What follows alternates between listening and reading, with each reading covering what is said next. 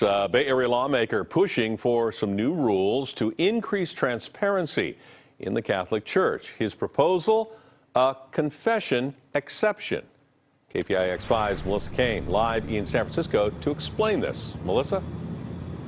Yeah, the State Attorney General, Javier Becerra, is collecting information right now about clergy abuse. But State Senator Jerry Hill says there's a bit of a problem. There's a legal loophole that allows priests who know about child abuse to avoid reporting it.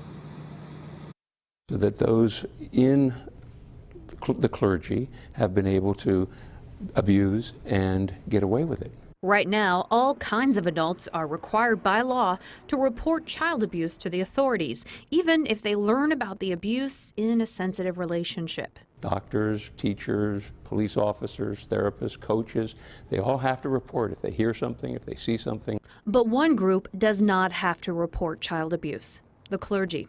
If that abuse is revealed in something called penitential communication, it doesn't have to be reported.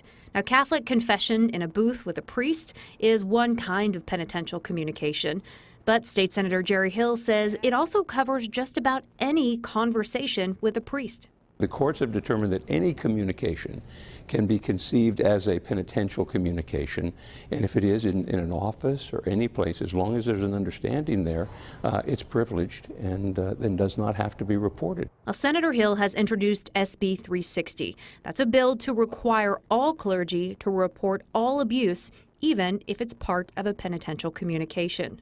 This bill will require that everyone has to say something when they see it. Dan McNevin is an abuse survivor who says given what we know about abuse in the Catholic Church, it's clear they can't be trusted. To eliminate any loophole, I think, is the best protection for children.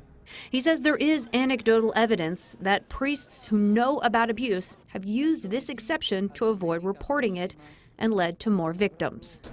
So they've exploited a well-intentioned law to make it into their personal way of avoiding being truthful. Now, Senator Hill says that 10 other states, including Connecticut and Texas, have already made this legal change. Still, in California, the Catholic churches are lining up to fight this proposal. They've already retained 6 lobbying firms. Live in San Francisco, Melissa Caen, KPIX 5.